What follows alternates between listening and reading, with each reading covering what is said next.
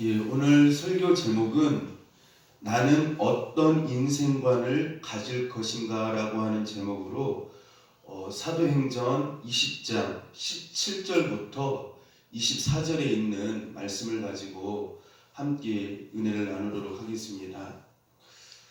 하나님은 한 번밖에 없는 우리의 인생이 어떤 삶이 되기를 원하시는가를 성경에 나타난 믿음의 여러 조상들을 통하여서 우리의 인생과 방향과 내용을 지시하고 계심을 말씀해 주고 계십니다.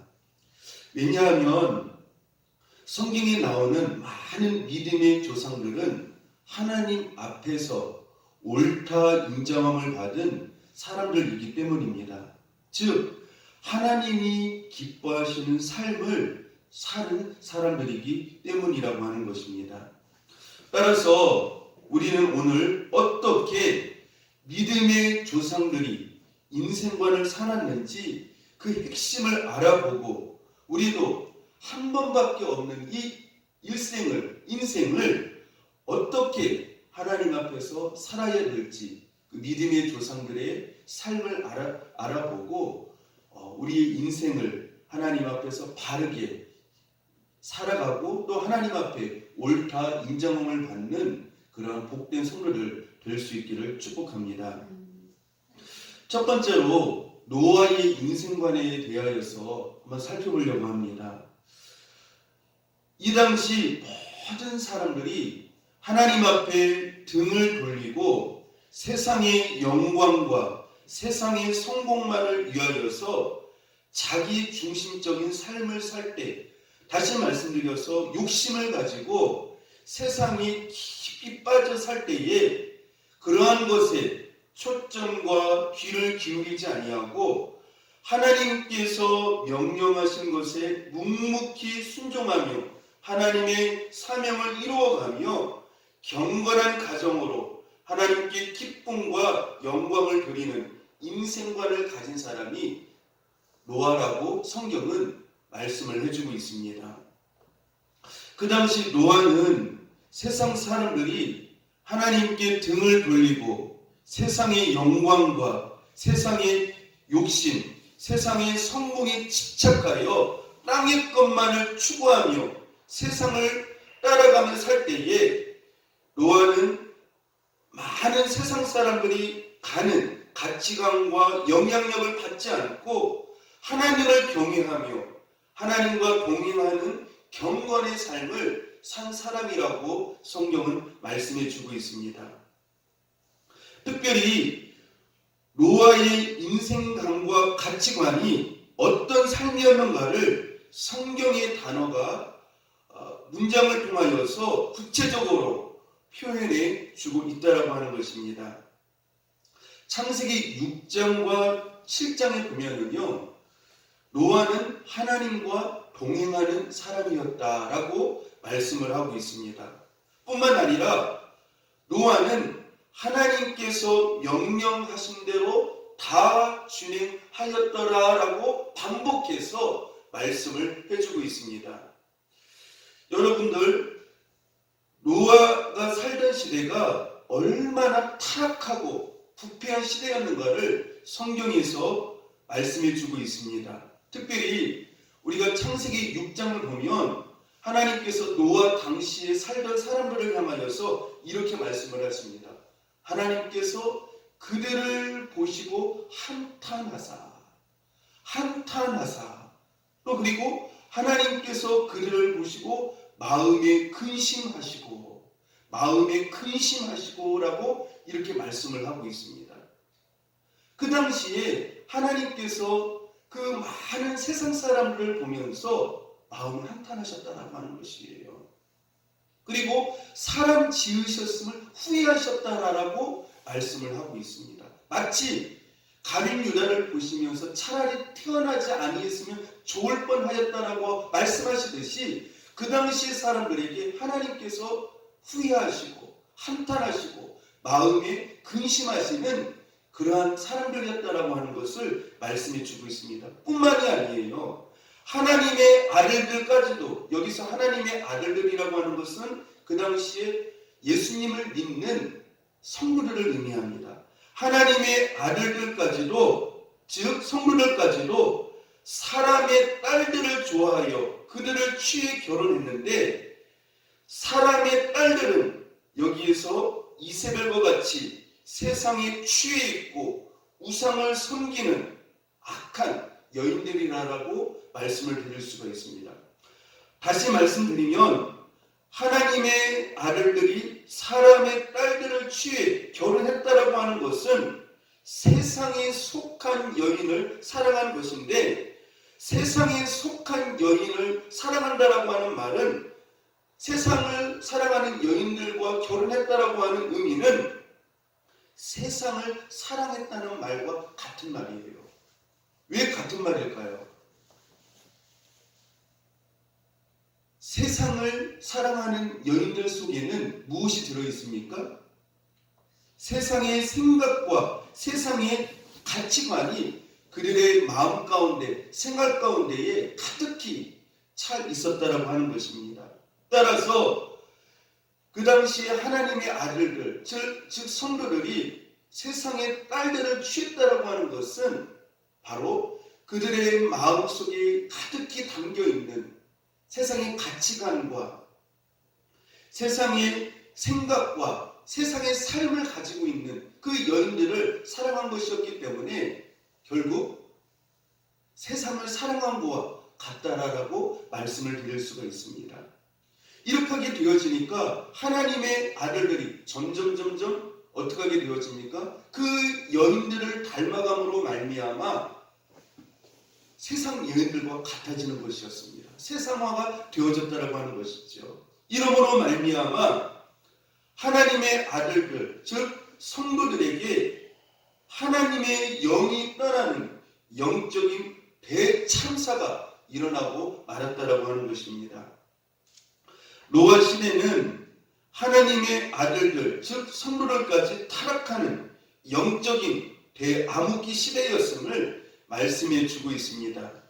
이러한 가운데에 노아는 외로이 믿음을 지키며 구별된 거룩한 삶을 끝까지 산 것입니다. 노아는 이러한 구별된 그 경건한 삶을 통하여서 하나님 앞에 영광을 돌린 그런 삶이다라고 말씀을 드릴 수가 있습니다. 하나님께서 이 노아를 보시고 그 삶을 인정해 주셨을 뿐만 아니라 노아는 또한 경건한 삶을 살아가고 그뿐만이 아니라 하나님께서 맡겨주신 그 사명을 신실하게 감당한 사람이었음을 성경에서 말씀해 주고 있습니다. 학자들의 말에 의하면요, 노아 시대까지요 비가 한 번도 내린 적이 없다고 합니다. 노아 시대까지, 그러니까 노아 홍수가 임하기 전까지는 궁창 위에 물로 지구를 덮고 있었다고 합니다. 온전히 덮고 있었다고 해요. 그렇기 때문에 오늘날처럼 남극과 북극으로 나뉘어서 춥고 너무 덥고 그런 것이 아니에요. 궁창이 물로 덮여있기 때문에 전체가 이 지구의 날씨가 굉장히 따뜻하고 온화하고 살기 좋은 곳이 지구였다고 합니다. 그리고 비 한 번을 내린 적이 없다고 해요. 그러니까 여러분들 노아가 홍수가 무엇인지 비가 무엇인지 알겠어요? 모르겠어요? 모르겠죠. 그런 상황 가운데 하나님께서 노아에게 앞으로 큰 홍수가 임할 것인데 방주를 만들라라고 하는 사명을 맡게 되어집니다. 하나님의 명령을 이해할 수가 없죠. 홍수가 무엇인지 비가 무엇인지 납득이 가지 않아요. 그리고 여러분들 방주를 만들려고 한다면 얼마나 큰 헌신과 거기에 대한 힘을 쏟지 아니하면, 고생을 하지 아니하면 그 방주 만들기 얼마나 힘들겠어요. 그럼에도 불구하고 이해가 되지 아니하고 납득이 가지 아니하고 그 모든 동물들과 또 자기 가족들이 그 안에 들어가는 방주를 만들기 위해서는 힘들에도 불구하고 헌신을 하지 아니하면, 사명을 감당하지 아니하면 안 되었다라고 하는 것이죠. 그럼에도 불구하고 노아는 120년간 하나님 앞에 경건하게 살았을 뿐만 아니라 방주를 헌신하면서 수고와 땀을 흘리면서 인내하면서 경건의 삶을 살면서 하나님의 사명을 많은 사람들이 세상의 넓은 길로 갈 때 노아와 노아의 그 8 식구만은 그 경건의 길과 거룩의 길과 하나님의 사명을 감당하는 그 자리에 여전히 그 자리를 지키면서 하나님 앞에 영광을 돌리고 있었다라고 하는 것입니다. 따라서 노아의 인생과는 많은 사람들이 세상의 영광을 위하여서 세상의 넓은 길로 갈 때에 그것에 영향력을 받지 아니하고, 그 세상 사람들에게 영향력을 받지 아니하고, 그 세상 사람들이 가는 그 기준을 따라가지 아니하고 하나님께서 말씀하신 거룩한 길, 경건의 길, 진리의 그 협착한 길을 꿋꿋이 인내하면서 성실하게 갔던 사람이 바로 노아의 삶이었다라고 하는 것입니다. 그리고 하나님께서 주신 그 노아 방주의 그 사명을 신실하게 120년에 걸쳐서 수고와 땀을 흘리면서 그 방주를 만드는 그 사명을 하게 되었다라고 하는 것이죠. 여러분들 요즘 얼마나 많은 사람들이 세상의 넓은 길로 가고 있습니까? 자기의 영광과 자기의 성공과 이 세상의 어떤 그 복들을 위하여서 하나님의 뜻에는 별로 관심이 없고 얼마나 세상의 넓은 길로 많은 사람들이 가고 있어요. 여러분들 이러한 시대에 세상 사람들이 가는 그 영향력을 받지 않기를 바랍니다. 세상 사람들이 많이 간다고 하여서 저렇게 많은 사람들이 가는데 저게 방향이 맞는 건 아닌가? 저 가치관이 맞는 것이 아닌가? 나를 위한 것인데, 나의 성공을 위한 것인데 라고 하면서 그 세상 사람들이 가는 많은 길로 가지 않기를 바라요. 여러분들 노아와 그 노아의 8 식구, 그 적은 인원도 하나님 앞에서 끝까지 경건의 삶을 살고 하나님의 뜻을 위하여서 그 길을 갔던 것과 같이 여러분들 그 길을 갈 수 있는 적은 하나님의 거룩한 영적인 사람들이 될 수 있기를 축복합니다. 두 번째로 아브라함의 인생관입니다. 아브라함의 인생관이에요. 하나님의 방식을 이해할 수 없을 때도 그분이 하시는 일은 무엇이든지 항상 옳다는 것을 믿고 순종하는 인생관이 아브라함의 인생관입니다. 하나님께서 아들이 없는 아브라함에게 75세에 찾아오셔서 아들을 주시겠다라고 약속하셨습니다. 그러나 그 약속을 하셨음에도 불구하고 10년이 되도록 아내 사라에게 임신이 되지 않자 사라의 나이도 굉장히 이제 많아지고 경수가 완전히 끊긴 그런 상태였기 때문에 이제 사라는 아기 낳는 것이 불가능하다라고 생각한 아브라함은 누구를 취하게 되어집니까? 사라 하인의 여종을 택하여서 하갈을 취하게 되어지죠. 그래서 자녀를 낳게 되지 않습니까? 이 모습을 본 하나님께서 아브라함이 하나님을 온전히 의지하지 못하고 하나님을 신뢰하지 못하고 자기 인간적인 방법으로 여종을 택하여서 아들을 낳은 아브라함에게 나타나지 않으세요. 만나주지 않으세요. 하나님께서 침묵을 하십니다.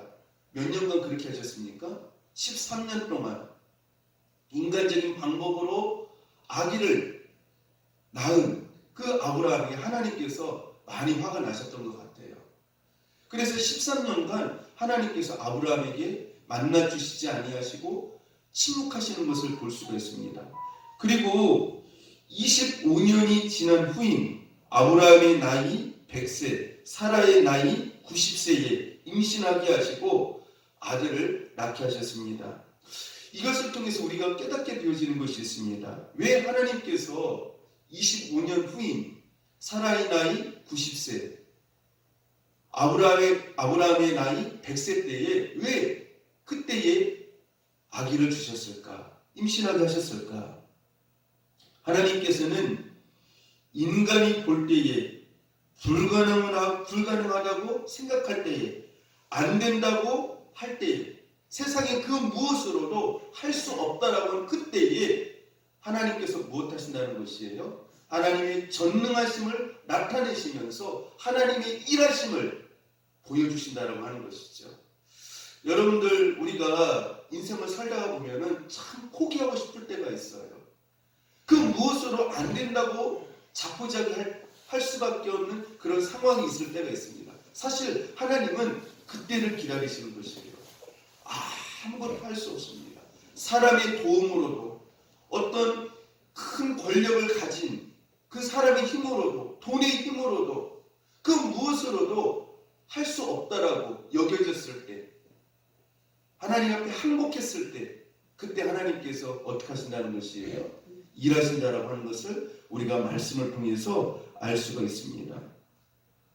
또한 하나님께서는요 우리가 이해할 수 없는 방법으로 하나님은 일하신다는 것이에요. 하나님께서는 우리가 이해할 수 없고 납득이 갈 수 없는 방법으로 일하신다라고 하는 것이죠. 여러분들 사라의 나이 90세 여자로서 완전히 어떻게 할머니 중에 할머니 아닙니까?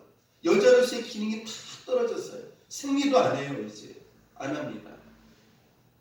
그리고 아브라함이 나이도 100세예요. 인간이 이해할 수 없는 환경이고 납득이 갈 수 없는 그런 상황이죠. 납득이 가지 않고 이해가 되지 않은 그 상황 가운데서 하나님은 이해할 수 없는 방법으로 우리의 생각을 뛰어넘어서 세상의 방법을 뛰어넘어서 하나님께서는 일하고 계신다라고 하는 것을 말씀해 주고 있어요.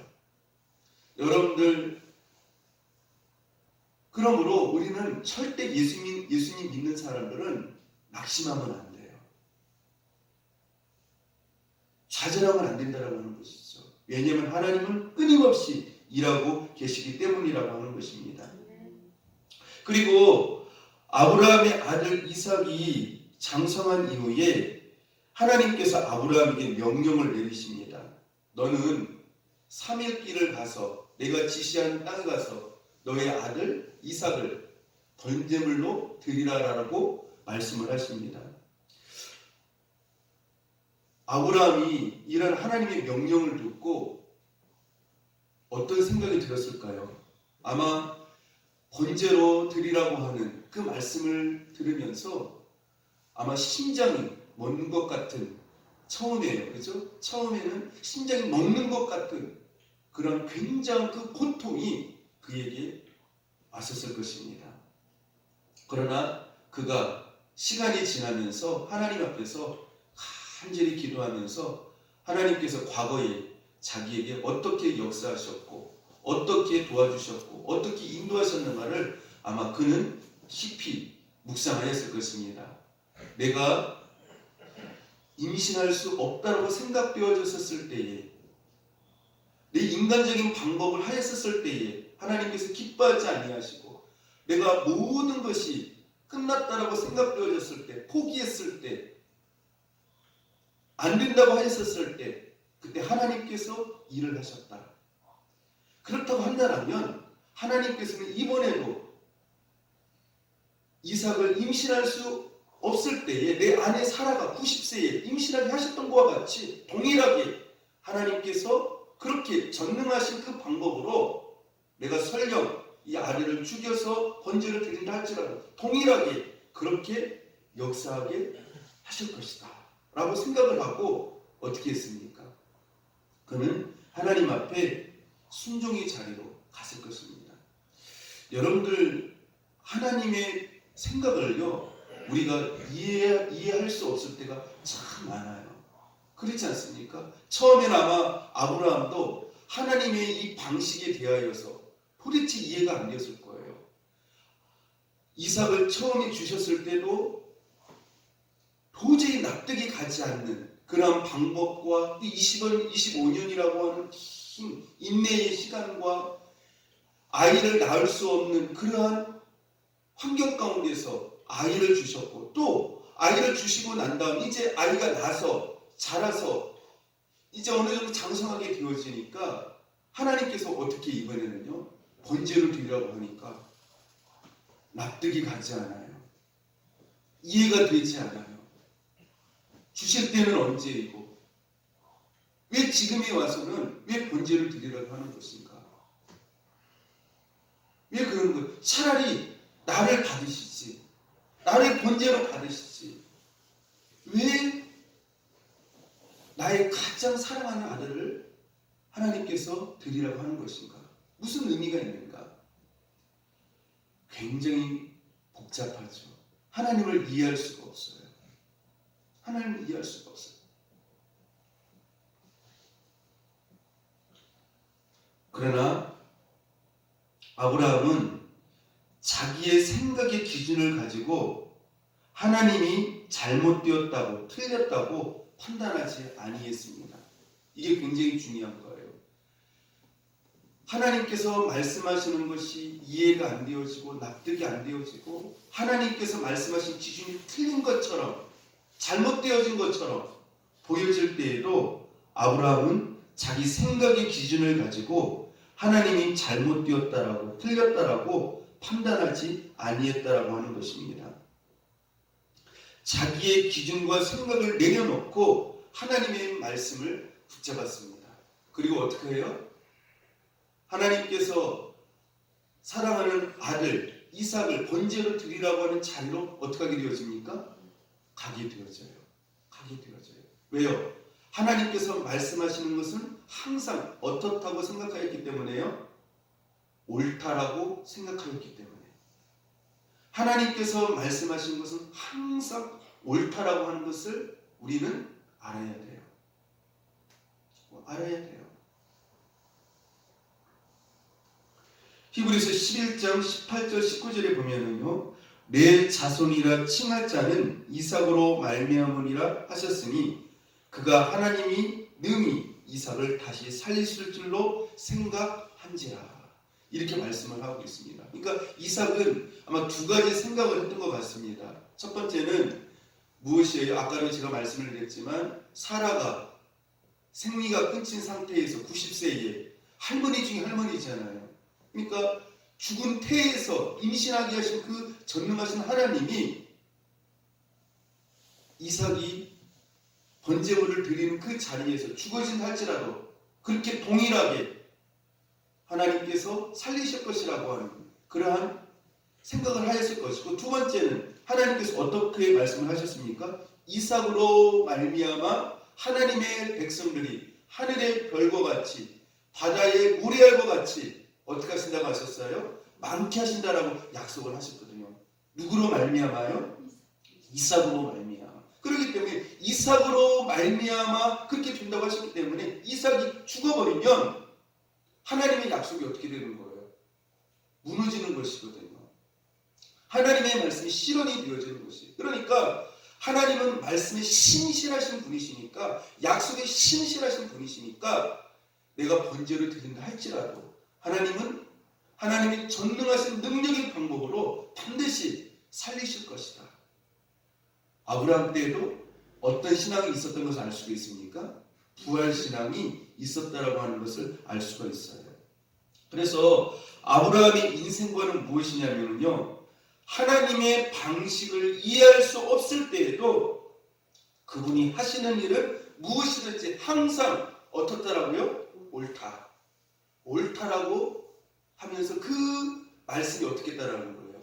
순종하면서 따라갔다라고 하는 것이죠. 그렇죠? 이삭을 드리라고 하는 그 말씀이 하나님의 그 방식이 틀린 것 같고 잘못되어진 것 같은데 그 하나님의 방식을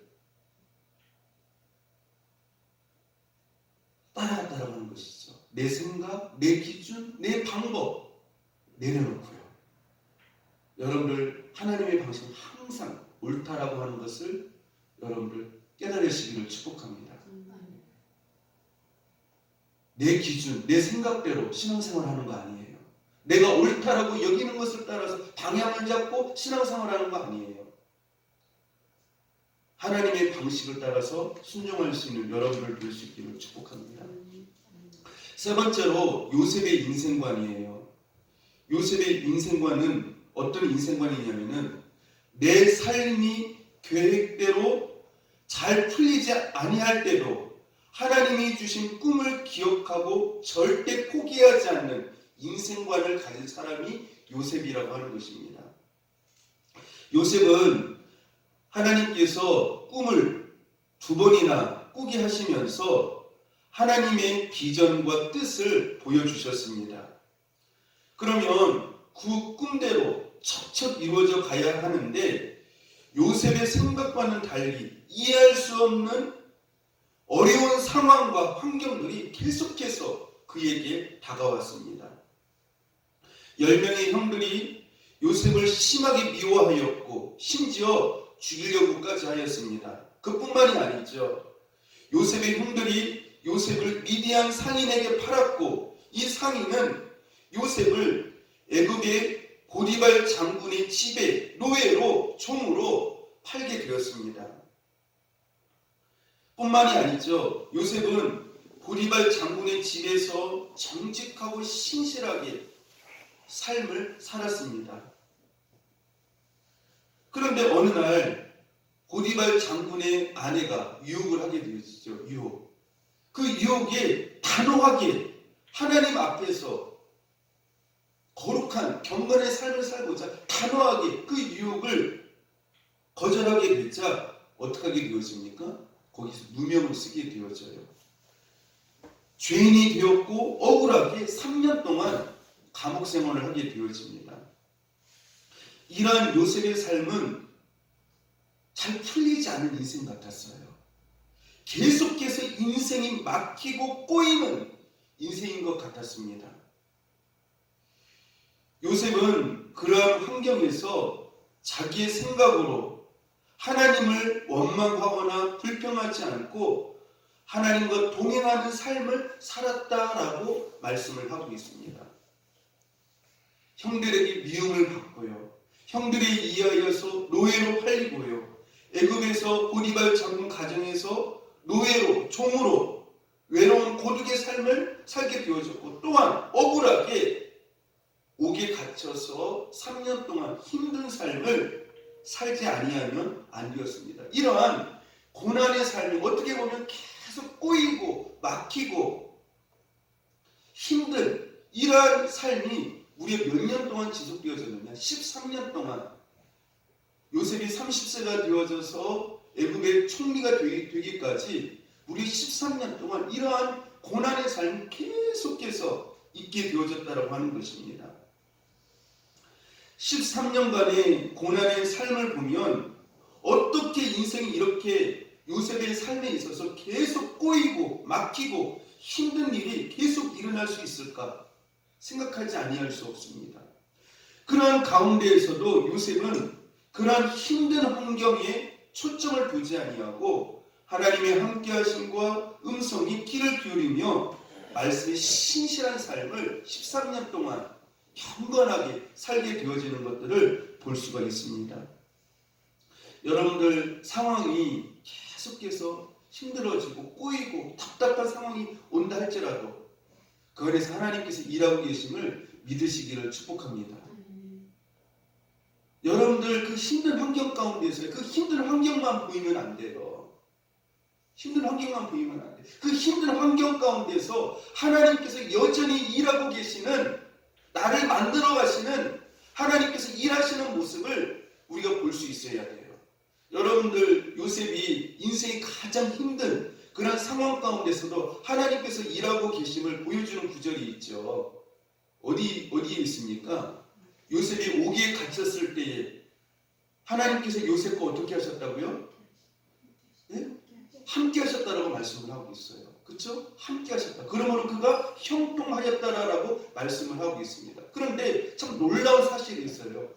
요셉이 이렇게 막히고 꼬이고 힘든 상황인 것 같은데 그 안에서 하나님께서 요셉을 형통하게 하세요. 첫 번째는 하나님은 함께 하시는 거고요. 두 번째는 요셉이 그 고리발 장군의 집에 갔었을 때에 요셉이 워낙 신실하니까 그 첫 번째 하나님께서 그 고리발 장군의 무엇을 다 맡기십니까? 예? 그 가정의 모든 재산들 그 아내만 빼고요 모든 것들을 요셉에게 다 일임을 하세요. 그죠? 그리고 또 거기서 이제 억울하게 돼가지고 물론 이제 그 뒤에 이제 감옥을 가게 되면서 그 감옥 안에서도요 하나님께서 형통하게 하세요. 그 간수가 어떻게 합니까? 간수가요 열쇠를 딱 맡겨놔요. 누구한테요? 요셉한테 맡겨요. 그리고 그 감옥에서 하나님께서 형통해. 그러니까 막힌 것 같은데 막히지 않은 하나님께서 일하고 계신 그것을 우리는 보게 되어져요. 그 은혜를 우리가 보게 되어집니다. 여러분들 인생이 내가 기도하고 하나님 앞에 계속 부르짖고 하는데도 불구하고 요셉처럼 계속 문제가 발생하고 꼬이고 어떤 때는 억울한 그런 상황의 자리로 가게 되어질 때도 있어요. 답답하죠. 하나님이 정말 일하시는 건가? 그렇게 안 느껴질 때가 있어요. 그럼에도 불구하고 요셉처럼 끝까지 여러분들 하나님을 신뢰하시고 하나님의 때를 기다리면서 하나님 앞에 나갈 수 있기를 축복합니다. 요셉의 인생관이 무엇이냐면요. 인생이 자기의 계획대로 풀리지 아니하고 꼬이고 막히고 있는 그런 상황 가운데서도 끝까지 하나님을 어떻게 한 거예요? 신뢰하고 그 하나님을 신실하게 믿었다라고 하는 것이에요. 근데 참 안타까운 것이 무엇이냐면 많은 성도들이요 계속해서 어떤 자기에게 예기치 아니한 어떤 상황이 오고 어려움이 계속해서 반복적으로 오게 되었으면 그 하나님을 무시는 거예요. 시험을 받아요. 여러분 그러지 않기를 바랍니다. 좀 길더라도 요즘 13년간을 기다렸잖아요. 기도하면서. 그렇죠? 여러분들도 하나님의 때를 기다릴 수 있기를 축복합니다. 그리고 요셉의 또 한 가지 특징이 뭐냐면요. 요셉은 용서의 사람이고 사랑의 사람이었죠. 자기를 죽이려고 했던 그 형들, 그죠? 그 형들을 품어요. 용서해요. 용서했을 뿐만 아니라 어떻게 합니까? 그 형들의 자녀들까지도 내가 키우겠습니다. 걱정하지 마십시오. 용서와 사랑의 인생관을 가졌던 사람이 요셉이었어요. 여러분 요셉과 같은 인생관을 가질 수 있는 저 여러분 될 수 있기를 축복합니다. 네 번째로 모세의 인생관이에요. 모세의 인생관. 모세의 인생관은 어떠한 고난의 어려움 속에서도 끝까지 사명의 자리를 벗어나지 아니하고 충성한 인생관을 보여주고 있습니다. 모세가 40년간 광야에서 사명을 감당할 때 얼마나 힘들고 어려운 고난의 환경인가를 성경은 보여주고 있습니다. 첫 번째로 여러분들 이스라엘 백성들의 숫자가 몇 명이라고 말씀을 하죠? 학자들 말에 의하면은 200만 명 이상이라고 말을 합니다. 이러한 많은 사람들을 인도하고 지도한다라고 하는 것은 굉장히 힘든 것이에요. 이 사명을 감당한다라고 하는 것이 얼마나 힘든 것입니까? 둘째로 이스라엘 백성들은 마음이 강박하고 목이 굳은 완악한 백성들이라고 말씀을 합니다. 이스라엘 백성들은 자기들의 기준과 생각에 맞지 아니하면 하나님과 모세에게 따지고 대들었으며 심지어 하나님이 세운 모세와 아론을 지도자로 인정하지 않으려고까지 하였던 것을 볼 수가 있습니다. 뿐만 아니라 환경과 상황이 힘들면 하나님과 모세에게 습관적으로 원망과 불평을 하였고 그들이 따로 지도자를 세워 애굽으로 되돌아가려고 하였던 것을 볼 수가 있습니다. 셋째로 광야라고 하는 환경이 얼마나 힘든 환경이에요. 물과 먹을 것이 전혀 없고 불뱀이 있으며 낮에는 엄청난 더위와 밤에는 엄청난 추위가 있어 살기가 힘들고 사막이며 주위에는 무서운 강도와 적들이 위협하고 있었습니다.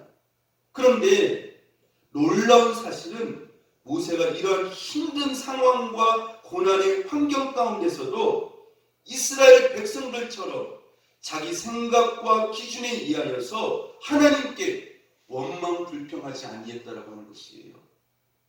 그리고 이스라엘 백성들처럼 애굽으로 되돌아간다라고 하는 말 한 번도 하지 않습니다. 사실 제일 힘든 사람은 누굽니까? 제일 힘든 사람은 모세예요. 가장 앞에 쓴 자이거든요. 가장 책임을 진 자이거든요. 근데 하나님께 원망 불평하는 말이 한 번도 없어요. 애굽으로 되돌아가겠다라고 하는 말을 한 번도 하지 아니에요. 그리고 시험에 들지 않아요. 이스라엘 백성들처럼 시험에 들지 않습니다. 하나님의 뜻이 자기 기준과 생각, 자기 감정이 맞지 않는다고 하여서 상한 감정을 가지고 말하지 아니하고 행동하지 아니했다라고 하는 것입니다. 모세는 매우 긴 40년 동안 광야에서 그 사명의 자리가 얼마나 무겁고 힘겨웠겠습니까? 얼마나 무겁고 힘겨웠겠어요. 그러나 끝까지 그렇게 힘들고 고통스럽고 외로운 고독의 자리이고 그럼에도 불구하고 끝까지 하나님이 부르신 그날 때까지 긴 40년 동안을 그 사명의 자리를 한 번도 이탈하지 아니하고 끝까지 어떻게 했습니까? 끝까지 지켰어요.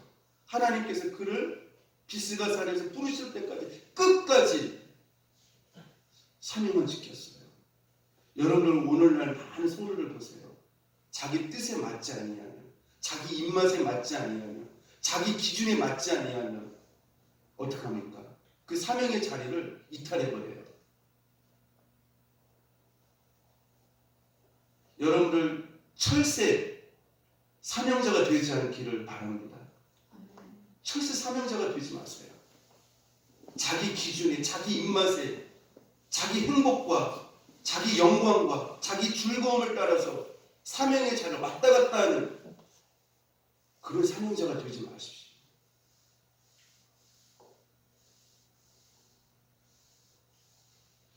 여러분들 그렇게 힘든 사명의 자리인데도 불구하고 끝까지 그 광야에서 40년간 충성한 그 모세에게 하나님께서 붙여주신 별명이 있죠. 늘 어떤 별명입니까? 어떤 별명이죠? 항상 그 모세 앞에 수식어가 붙어요. 따라서 합시다. 충성된 나의 종. 모세의 이름 앞에 꼭 부르는 게요. 하나님께서 붙여주신 별명이 있어요. 호칭이 있어요. 충성된 나의 종이라고 말해요. 구약에서도 그러고요. 신약 히브리서에서도 보면 그렇고요. 나의 충성된 종이다. 모세의 인생과는 어떠한 어려움과 고난 속에서도 끝까지 사명의 자리를 이탈하지 아니하고 몇 년간요? 40년간 하나님이 그 생명을 거두어갈 때까지 고난의 자리이고 외로움의 자리이고 얼마나 스트레스를 많이 받는 자리입니까? 환경적으로도 얼마나 힘든 자리예요. 그 200만 또 그 다음에 그 광야의 그 힘든 그 상황 가운데서 그러나 끝까지 물러나지 아니했어요. 물러나지 아니했어요. 우리가 모세의 인생관을 통해서 깨닫게 되어지는 것은 사명이라고 하는 것은 내 기호와 만족과 기준을 맞추어서 사명을 감당하는 것이 아니라고 하는 것이에요. 여러분들 사명을 내 기호와 내 기준과 내가 만족하는 어떤 그런 환경과 상황을 따라서 사명을 감당하지 않기를 바랍니다. 사명은 하나님께서 있으라고 하는 그 자리에 있어야 되는 거예요. 내 생각에 의해서, 내 기준에 의해서 사명의 자리를 정하면 안 돼요. 여러분들 모세처럼 끝까지 충성된 종으로 하나님 앞에 충성할 수 있기를 바랍니다. 힘들어도 외로워도 때로는 고난이 있고 아픔이 있고 슬픔이 있고 여러 가지 시험이 있다 할지라도 그것을 끝까지 이기고 승리할 수 있는 여러분들이 될 수 있기를 축복합니다. 그래서 모세는 끝까지 어떠한 어려움과 고난과 아픔의 그러한 자리에서도 사명을 끝까지 지키는 그런 인생관을 가진 사람이 바로 모세였다라고 말씀을 하고 있습니다. 다섯 번째로 다윗의 인생관입니다. 다윗의 인생관은 여러 가지로 말할 수 있을 것 같아요. 그러나 저는 두 가지로 표현을 하고 있습니다. 다윗은 진실한 회개의 사람이라고 말하고 싶습니다. 다윗은 어릴 적 여호와의 이름으로 골리앗을 죽였고 장성에서는 자기를 죽이려고 쫓아다니는 사울 왕을 용서하는 하나님의 사람이었습니다. 이런 삶을 사는 것도 굉장히 위대하죠. 그러나 그가 왕이 되어져서 그의 신하 아내를 범하고 그의 남편 우리아를 전쟁터 맨 앞에 세워서 죽게 합니다. 다윗은 이 일이 아무도 모른다라고 생각을 하게 되어집니다. 그러나 하나님은 나단 선지자를 보내서 다윗의 죄를 크게 책망하시면서 다윗의 가정에 무서운 징계가 임할 것을 말씀을 하고 있습니다. 이 말씀을 듣고 다윗은 하나님 앞에 신상을 적시며 밤을 새가며 회개의 기도를 합니다. 다윗은 사실 막강한 권세를 가진 왕이었기 때문에 자기를 향해서 지적하는 그 나단 선지자를 어떻게 해요? 미워하면서 옥에 가둘 수 있고 죽일 수도 있는 것이었어요. 그러나 다윗 왕은 나단 선지자가 전한 그 하나님의 말씀을 하나님의 말씀으로 받아들이고 거기에서 진실한 눈물의 회개를 하게 되어집니다. 이것이 다윗의 진정한 영적인 삶의 능력이라고 하는 것입니다. 여러분들 사람이요 힘들 때 어려울 때 낮은 자리에 있을 때는 하나님을 늘 가까이 하고 은혜의 삶을 살게 되어져요. 그러나 높은 자리에 있을 때 자기가 힘이 있는 그 권세 자리에 있을 때는요 교만하기가 쉽거든요. 그러나 다윗은 왕의 자리에 올라가서 어느 순간에는 자기도 모르게 교만해졌죠. 그리고 죄를 짓게 되어집니다. 그리고 그 죄의 지적을 받게 되어졌을 때 거기에서 자기 자신을 깊이 영적으로 살피면서 눈물의 회개를 하는 그러한 영적인 사람이었음을 말씀을 해주고 있습니다. 여러분 다윗을 가리켜서 뭐라고 말을 하죠? 성경은요 하나님께 마음이 합한 사람이라고 말을 하죠.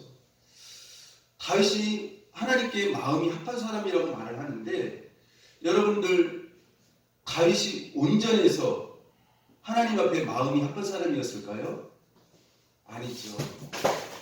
다윗이 하나님 앞에 진실한 눈물의 회개를 가진 사람이었기 때문에 하나님 앞에 마음이 합한 그런 사람이었음을 말씀을 해주고 있습니다.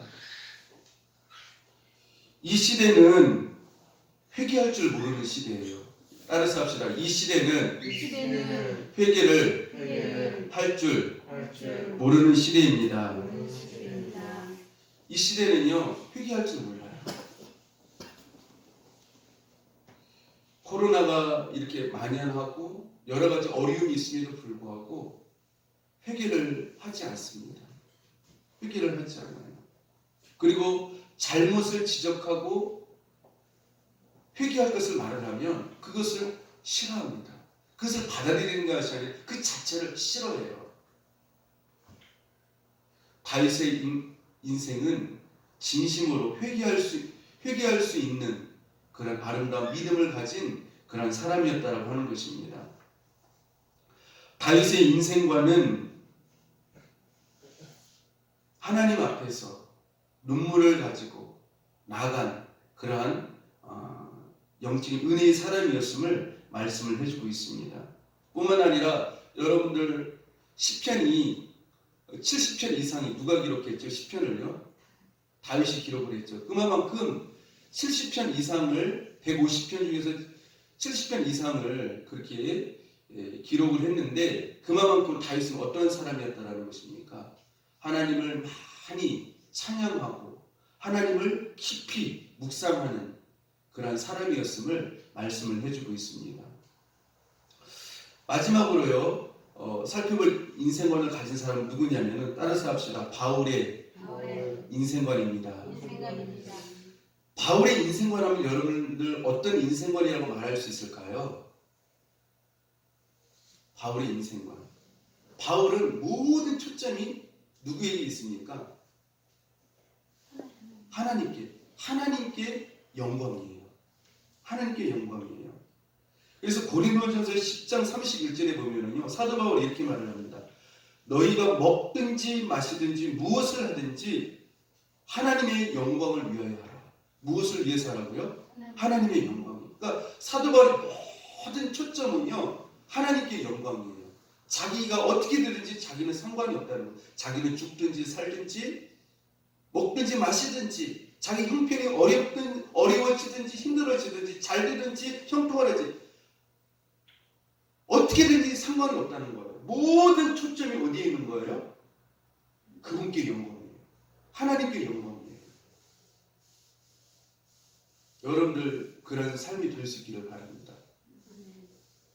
내가 힘들어졌다고 해서 내가 어려워졌다고 해서 그것에 초점을 맞추어서 여러분들 하나님 앞에 아픔을 드리면 안 돼요. 빌립보서 1장 11절에 보면요 이렇게 말씀을 합니다. 예수 그리스도로 말미암아 의의 열매가 가득하여 하나님의 영광과 찬송이 되기를 원하노라. 의의 열매가 가득하여서 하나님의 영광과 찬송이 되기를 원한다는 거예요. 바울은요. 자기 인생관이 그렇게 되기를 원한다고 하는 것이죠. 근데 여러분들 바울이 정말 그 축복이 아닌 것 같은 그러한 상황인데도 불구하고 기뻐하고 기뻐한다라고 하는 그 성경 구절이 기록된 것이 있죠. 그것이 하나님께 영광이 되기 때문에요. 어디에 나옵니까? 거기에 빌립보서에 나오는 말씀이잖아요. 빌립보서, 그렇죠? 빌립보서에 그 빌립보서는 옥중서신이지 않습니까? 옥중서신이요. 근데 바울이 기뻐한다는 거예요. 왜요? 왜 그렇습니까? 이 옥중이 있는데 그 옥에서 하나님의 역사가 계속해서 나타나는 거예요. 복음의 역사가요. 그리스도가 존귀히 되어지기 때문에 참 기뻐하고 기뻐한다는 거예요. 그래서 빌립보서 1장 20절에 보니까 이렇게 말씀을 합니다. 살든지 죽든지 내 몸에서 그리스도가 따라서 합시다. 존귀하게 되게 하리 함이니. 따라서 합시다. 살든지 죽든지 내 몸에서 그리스도가 존귀하게 되게 하리 함이니. 바울은요 자기가 복을 받았느냐 안 받았느냐, 옥에 갇혔느냐 형통하느냐, 그게 초점이 아니었어요. 그리스도가 어떻게 되기만 하면 자기는 기쁘다는 거예요. 존귀하게 되기만 하면. 내가 옥에 갇혔어도, 내가 가장 힘든 자리에 있어도 예수님만 존귀하게 되어진다라고 되면 나는 그것 때문에 나는 기뻐한다는 거예요. 근데 많은 사람들이 어디에다 초점을 맞춰요? 자신에다만 초점을 맞춰요. 자신이 형통하냐, 자신이 복을 받았느냐, 실패했느냐, 성공했느냐, 여기에 따라서 신앙이 왔다 갔다 해요. 우리의 신앙의 기준은 그게 아니에요. 어떤 상황에 있든지 하나님이 영광을 받으시느냐, 그 상황을 통하여서 어떤 상황에 있든지 그리스도가 나를 통하여서 존귀히 되어지느냐, 그것이 바울의 무엇이었다는 것이에요? 인생관이었다라고 하는 것이에요. 여러분 그러한 인생관이 될 수 있기를 축복합니다. 자, 이제 결론적으로 말씀을 드리겠습니다. 믿음의 선진들의 인생관에 대하여서 살펴보았습니다. 여러분의 믿음의 인생관을 한 번밖에 없는 그 인생관을 좀 잘 하나님 앞에서 살펴볼 수 있기를 바랍니다. 하나님 앞에서 어떤 내용의 인생관을 나는 살고 있는가? 하나님 앞에서 바른 인생관, 하나님 말씀의 방향을 둔 진리의 인생관이니까 한번 살펴볼 수 있기를 바랍니다.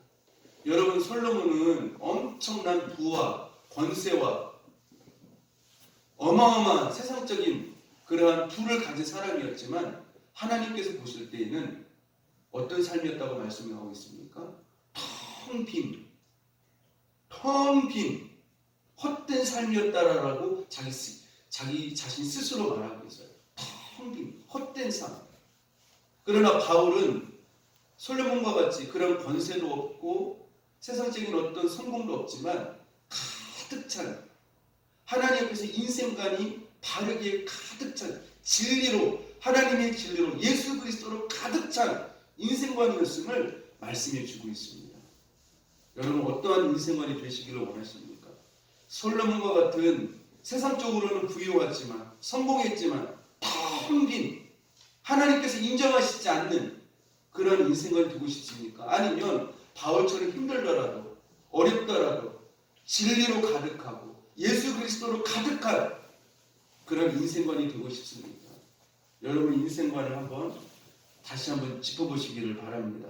노아의 인생관은 세상 사람들이 모두 하나님을 등지고 자기들의 영광과 성공을 위해 넓은 길로 갈 때 거기에 영향력을 받지 않고 끝까지 어떤 삶을 사는 사람이라고요? 경건한 거룩한 삶을 끝까지 살아간 사람이 바로 노아다라고 말씀을 드렸습니다. 아브라함은 어떤 사람이었다고 말씀을 드릴 수 있습니까? 아브라함의 인생관이요? 하나님이 이해할 수 없는 그러한 방법으로 명령하실 때 이해할 수 없는 그 방법 중에도 하나님이 잘못된 것처럼 보여질 때에도 하나님은 항상 어떻더라고요? 옳습니다. 하나님의 뜻은 진리입니다. 라고 말을 하면서 하나님이 틀렸다고 말하지 아니하고 하나님이 잘못됐다고 말하지 아니하고 어떻게 했어요? 모리아산을 걸어가는 순종의 삶을 살았다라고 하는 것이죠. 여러분들 이해할 수 없는 그 방법 가운데도 여러분들 하나님 말씀에 여러분의 생각을 내려놓고 살아갈 수 있는 인생관이 될 수 있기를 바랍니다. 세 번째, 요셉의 인생관은 어떤 인생관이었습니까? 인생의 계획한 대로요 되지 않은 인생이었어요. 요셉은 계속해서 막히고 꼬이고 힘든 상황이 계속해서 왔습니다. 반복적으로요. 그러한 가운데도 불구하고 시험에 들지 아니하고 낙심하지 아니하고 하나님과 동행하며 경건한 삶을 하나님의 때가 임할 때까지 사는 사람이 바로 요셉이라고 하는 것이죠. 여러분들 계속적으로 반복적으로 어려움이 온다 할 때는 끝까지 인내하셔서 승리할 수 있는 여러분들 될 수 있기를 축복합니다. 모세의 인생관은 어떤 인생관이었습니까? 어떠한 고난과 어려움 속에서도 끝까지 무엇을 감당한 사람이었어요? 하나님의 사명을 끝까지 충성한 인생관을 가진 사람이었어요. 아까도 말씀드렸지만 모세가 얼마나 힘들어요. 광야라고 하는 것이 얼마나 힘든 것입니까? 200만의 그 원망 불평하는 애굽으로 돌아가려는 모세와 아론을 지도자로 인정하지 않는 그러한 가운데서 얼마나 힘들었겠어요. 그럼에도 불구하고 40년 동안 한 번도 그 사명의 자리를 이탈하지 아니했어요. 얼마나 고통스럽고 얼마나 외로움의 자리이고 그럼에도 불구하고 끝까지 그 사명의 자리를 지켰던 사람, 하나님 비스가산에서 부르실 때까지 그 자리를 지켰던 사람이 바로 모세였다라고 하는 것이죠. 그래서 이러한 모세를 밝혀서 하나님께서 무엇이라고 했다고요? 나의 충성된 종이다. 그렇게 표현을 말씀을 하시죠. 다윗의 인생관은 어떤 인생관이었습니까? 하나님께 잘못되었다고 깨닫게 되면 자기의 죄를 바로 인정하고 눈물로 회개를 한 사람이 바로 누구라고요? 다윗의 인생관이었어요. 그렇기 때문에 하나님의 마음에 합한 사람이라고 하는 음성을 듣게 되어진 것이죠. 뿐만 아니라 시편을 70편 이상을 기록을 했거든요. 이걸 통해서 볼 때 다윗은 하나님을 깊이 묵상한 영적인 사람이었음을 말씀해 주고 있습니다. 마지막으로 바울의 인생관은 어떤 인생관이었습니까? 먹든지 마시든지 무엇을 하든지 죽든지 살든지 누구에게 영광이에요? 하나님께 영광. 그리스도가 존귀하게 되어지면 나는 그것으로 기뻐한다는 것이에요. 기뻐한다는 것이에요. 여러분이 어떤 상황에 있느냐, 물론 그것도 중요해요. 어떤 환경에 있느냐. 그러나 여기에 초점을 두면 안 돼요. 예수 믿는 사람. 어떤 상황에 있든지, 어떤 환경에 있든지 나는 하나님께 영광을 돌리는 모습으로 있느냐. 그리스도가 존귀하게 되어지는 그런 믿음의 상태로 있느냐. 그 자세가 중요하다고 하는 것이죠. 여러분들 어떤 환경이 중요한 게 아니라 어떤 자세로 하나님 앞에 있느냐. 하나님께서 영광을 받으시느냐. 그것을 살펴볼 수 있는 저와 여러분들 뵐 수 있기를 축복합니다. 그래서 여러분 어떤 인생관입니까? 한번 살펴보세요. 어떤 인생관이세요? 노아와 같은 인생관입니까? 모세와 같은 인생관입니까? 바울과 같은 인생관입니까? 아니면 세상적인 인생관입니까? 여러분의 인생관을 다시 한번 점검해보고 성찰함으로 말미암아 하나님 보시기에 솔로몬과 같이 텅 빈 그런 인생관이 아니라 바울과 같이, 노아와 같이, 아브라함과 같이, 요셉과 같이, 모세와 같이, 다윗과 같이, 바울과 같이 하나님의 진리로 예수 그리스도로 가득한 인생관이 되어주시기를 주님의 이름으로 축복합니다. 기도하겠습니다. 하나님 아버지, 은혜와 사랑을 감사합니다. 우리의 인생관을 다시 한번 주님 앞에서 점검해 보기를 원합니다. 하나님 아버지, 우리의 인생이 세상적인 인생관이 되어지지 않게 하여 주시옵소서. 솔로몬이 세상적으로는 크게 성공하였지만 하나님 앞에서는 공허하고 텅 빈 삶이었던 것을 우리가 기억합니다. 주님, 우리가 하나님 앞에서 참으로 노아와 같이, 아브라함과 같이, 바울과 같이 진리로 말씀으로 가득한 인생관이 되어질 수 있도록 축복하여 주시옵소서. 감사드리옵고 예수님 이름으로 기도합니다. 아멘.